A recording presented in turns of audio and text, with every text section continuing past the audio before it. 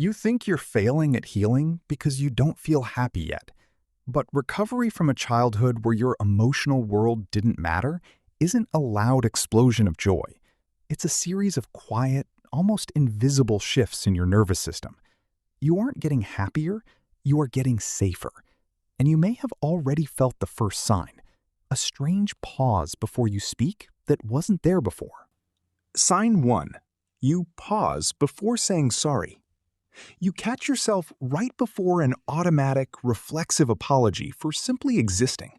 Someone bumps into you at the store or someone misunderstands a text message, and your throat tightens with the urge to say, "I'm sorry."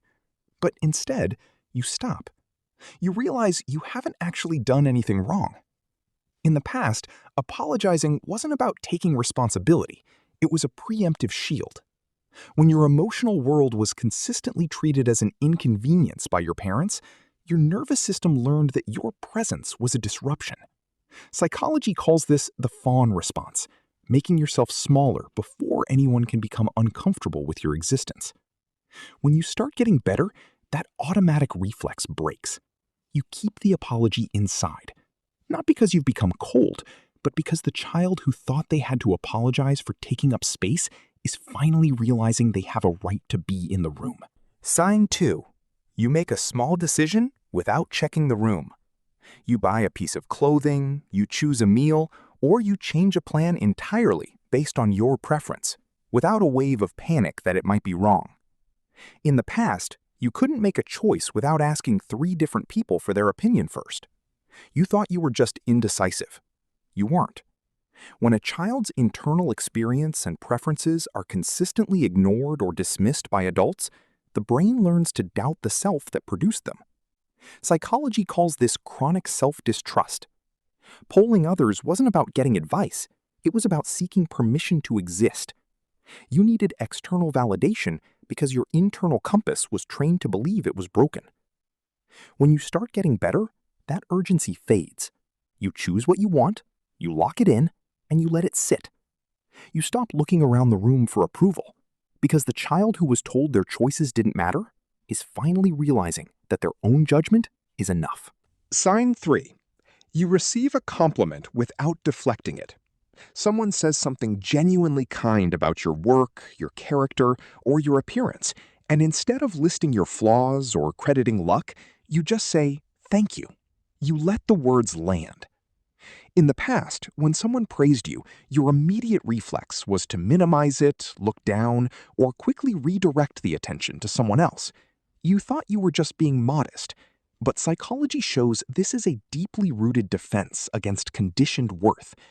When you grow up in an environment where you are only seen when you are perfect or completely ignored when you are struggling, positive attention begins to feel like a dangerous trap.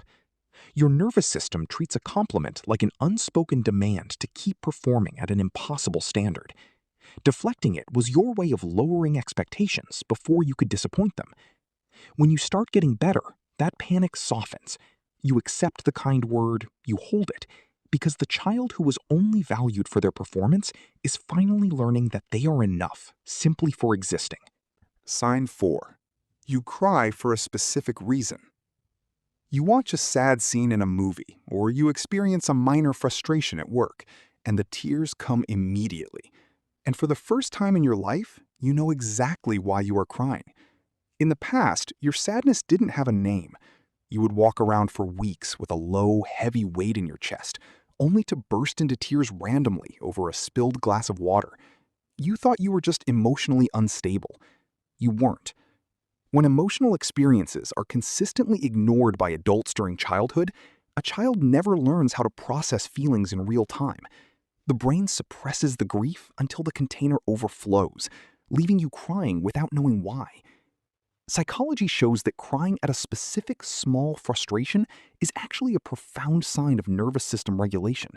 It means the wall of emotional self-suppression is finally breaking down. You aren't becoming more fragile. The child who learned to swallow every feeling whole is finally learning to let them pass through instead. Sign 5. You let a mess sit on the counter. You leave the dishes in the sink, you let a piece of mail sit unopened on the table, or you leave an unwashed dish out for an hour, and you don't panic. You look at the untidiness, and instead of a wave of anxiety hitting your stomach, you just walk into the other room. In the past, you couldn't rest if the physical environment wasn't flawless. You thought you were just a perfectionist, or that you simply liked a clean house. But psychology shows this chronic urgency is actually a survival shield against conditioned worth. When your emotional world is neglected, you quickly learn that your only value comes from being entirely self-contained and low maintenance. You built a subconscious rule. If I am flawless, I won't be a burden. Cleaning up immediately wasn't about organization. It was a desperate attempt to stay invisible so you wouldn't risk upsetting the room. When you start getting better, that frantic pressure lifts. Because the child who believed their worth lived in their usefulness is finally realizing they were never meant to earn their place in the room. And so they let it just exist. Sign 6. You ask for help with a trivial task. You ask someone to pass you an object. You ask for a ride when your car is in the shop. Or you hand a heavy bag to someone else without an agonizing internal debate. You don't wait until you are completely drowning before you finally speak up. In the past, you would rather spend 3 hours struggling with a task alone than spend 30 seconds asking for assistance. You thought you were just fiercely independent. You weren't. Psychology calls this compulsive self-reliance. When asking for help as a child was consistently met with irritation, dismissal, or a complete absence of care, your nervous system learned a dangerous lesson. If I need something, I have to provide it entirely myself. You viewed needing others as a profound weakness. When you start getting better, that rigid armor softens. You ask for a small favor, you receive it, and you don't feel a crushing wave of shame afterward. Because the child who learned that needing things was dangerous is finally understanding that need was never weakness. It was just never met with safety. Sign 7. You feel bored without panicking. You find yourself with an empty afternoon or a quiet house, and instead of your brain frantically searching for something to worry about, you just let the quiet sit. In the past, peace felt terrifying. The moment things went calm inside you, your body immediately went on high alert, waiting for the other shoe to drop. You thought you were just a naturally anxious person, but psychology shows this is a trauma response called chronic nervous system dysregulation. When you grow up in an environment where the emotional climate is entirely unpredictable, stillness feels like a profound risk. Your body confuses a lack of drama with a lack of safety. When you start getting better, that survival setting finally resets. You experience a moment of boredom, and you don't treat it like an impending storm.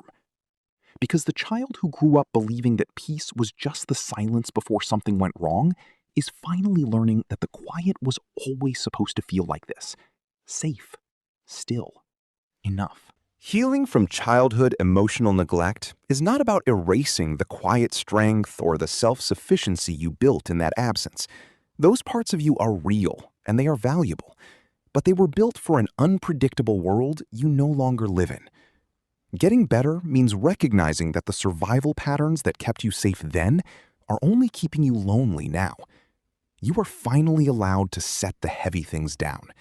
You don't have to be entirely self-contained to be safe.